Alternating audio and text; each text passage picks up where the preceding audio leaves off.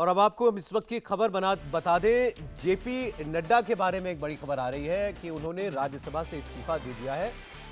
नड्डा कुछ दिनों पहले गुजरात से राज्यसभा के सदस्य चुने गए हैं और वो गुजरात से राज्यसभा सदस्य बने भी रहेंगे। दरअसल इससे पहले वो हिमाचल प्रदेश से राज्यसभा के मेंबर थे। अब उन्होंने हिमाचल प्रदेश से जो मेंबरशिप उनके पास थी उससे उन्होंने इस्तीफा दिया है। गुजरात से वो राज्यसभा सांसद बने रहेंगे। तो फिर आपको बता दें, जेपी नड्डा ने इससे पहले जो वो चुन करके आए थे हिमाचल प्रदेश से, उस सीट से इस्तीफा दे दिया है। हिमाचल से राज्यसभा की सदस्यता उन्होंने छोड़ दी है, लेकिन अब चूंकि वो निर्विरोध गुजरात से चुने जा चुके हैं तो गुजरात से वो राज्यसभा के सांसद बने रहेंगे। उनके बारे में लगातार ये चर्चाएं आ रही थी कि उन्होंने राज्यसभा से इस्तीफा दे दिया। तो ये हम आपको क्लैरिफाई करना चाहते हैं कि दरअसल इस वक्त वो 2 राज्यों से राज्यसभा में मेंबर ऑफ द हाउस थे, जिसमें से एक सीट उनके पास रहेगी। हमारे पॉलिटिकल एडिटर देवेंद्र पराशर जुड़ रहे हैं हमारे साथ। जी देवेंद्र, अचानक ये सुर्खी बन गई कि जेपी नड्डा ने राज्यसभा से इस्तीफा दे दिया। हाँ, और राज्यसभा से इस्तीफा दिया सिर्फ उन्होंने हिमाचल प्रदेश का, क्योंकि अभी इसका टेन्योर बाकी था। गुजरात से ऑलरेडी वो चुन लिए गए हैं, तो ऐसे में तो ये संभव नहीं था कि आप दो जगह से राज्यसभा रहे, तो एक जगह से इस्तीफा देना ही था।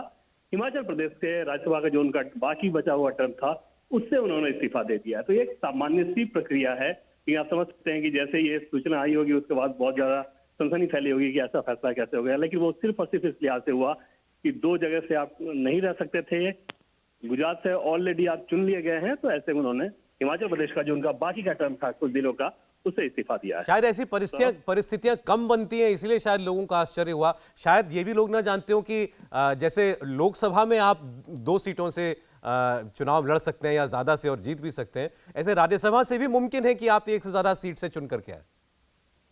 जी हाँ, बिल्कुल। और उस लिहाज से आप समझा जा सकता है कि इस तरह से इसको कंटिन्यू करने का कोई मतलब नहीं था। तो एक सामान्य प्रक्रिया के तहत बीजेपी के राष्ट्रीय अध्यक्ष जेपी नड्डा ने हिमाचल प्रदेश वाले अपने टर्म्स को लेकर इस्तीफा दिया। लेकिन जैसे ये सूचना बाहर आई, सब कोई तमाम तरह के कयास भी लगाने लगे, लेकिन इसका कोई मतलब नहीं था। गुजरात से जो राज्यसभा वो चुने गए हैं उससे वो बने रहेंगे और उस टर्म को पूरा करेंगे। सौरभ जी, क्या जो कुछ उसमें कितना टेन्योर उनका अभी बाकी था देवेंद्र, अगर ये पता हो?